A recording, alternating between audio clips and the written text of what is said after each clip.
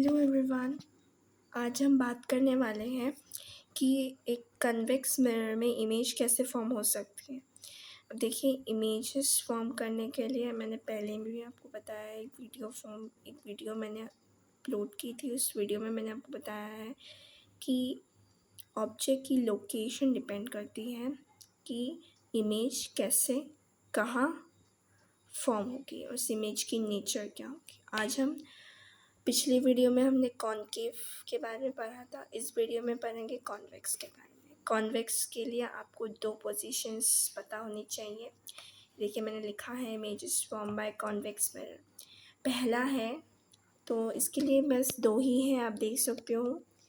इन दो को आज मैं आपको समझाने वाली हूँ। पहला है ऑब्जेक्ट प्लेस्ड एट इन्फिनिटी।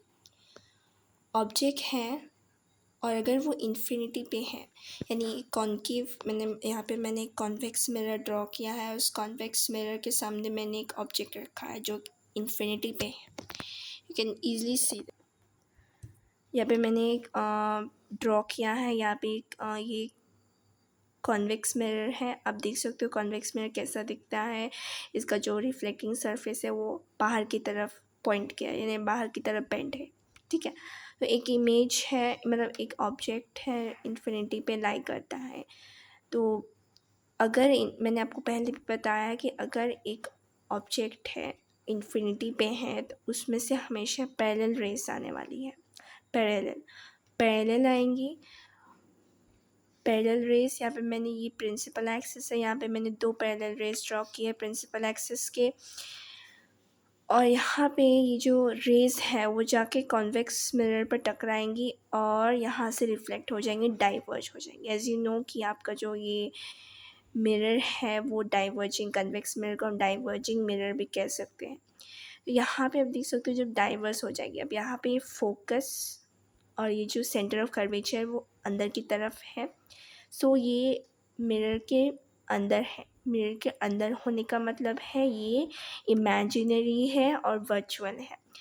अगर हम इसको इस तरीके से पीछे की तरफ लाएंगे, इन दोनों रेस को, रिफ्लेक्टेड रेस को, तो हमको दिखेगा कि ये इमेजिनरी फोकस पर इंटरसेक्ट कर रही है और हमको लगेगा कि इस पॉइंट से इमेज आ रही है।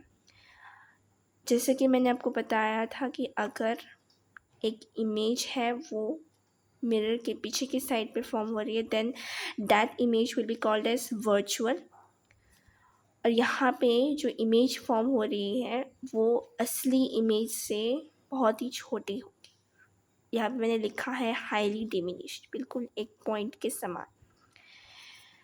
यहाँ पे इंफॉर्मेशन आप देख सकते हो, object place at infinity, image form at focus. Image कहाँ फॉर्म होगी, बिल्कुल यहाँ पे फोकस पर, क्योंकि दोनों रेस यहाँ पे इंटरसेक्ट कर रही है। Nature of the image virtual and erect, और size of the image highly diminish, बिल्कुल एक पॉइंट के समान।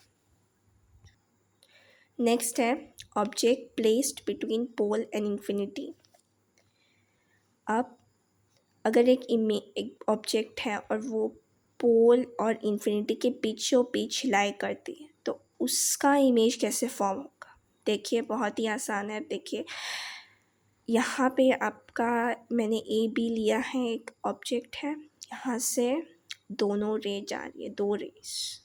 देखिए, यहाँ से एक रे जा रही है एंड यहाँ से एक रे जा रही है। अब होगा क्या, रेस वैसे मैंने यहाँ से ड्रॉ नहीं किया था, रेस मैंने यहाँ से ड्रॉ किया था। सबसे पहले देखिए, मैंने यहाँ पे प्रिंसिपल एक्सिस ड्रॉ किया है। इस सेंटर ऑफ कर्वेचर से मैंने इसको एक्सटेंड करके यहाँ तक पहुँचाया है। यहाँ तक ये रे मैंने बनाया है और ये इस फोकस से, इमेजिनरी फोकस से मैंने एक रे बाहर की तरफ ड्रॉ किया है, जो हमको लगेगा कि यहाँ जो एक्चुअली में जो है वो रिफ्लेक्टेड रे है, हमको लगेगा रिफ्लेक्टेड है, और ये यहाँ से जा रही है, यहाँ पे रिफ्लेक्ट हो जाती है। तो अगर हम देखें तो पीछे की तरफ जाके ये कन्वर्ज होती है और दोनों जो रेस हैं वो यहाँ पे जाके इंटरसेक्ट करती है। जिस पॉइंट पे इंटरसेक्ट करती है यहाँ पे एक इमेज फॉर्म हो जाता है। आप देख सकते हो जो इमेज है वो छोटा है। इज़ डिमिनिश्ड यानी इमेज यहाँ पे कितना बड़ा लग रहा है, यहाँ पे छोटा हो जाता है इस केस में।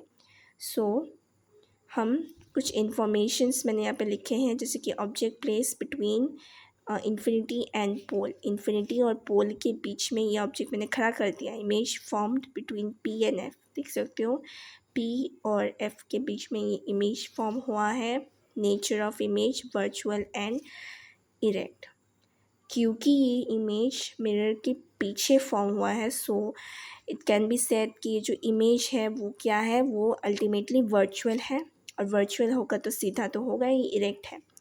Size of the image diminish यानी छोटा हो जाएगा। इस वीडियो में बस इतना ही।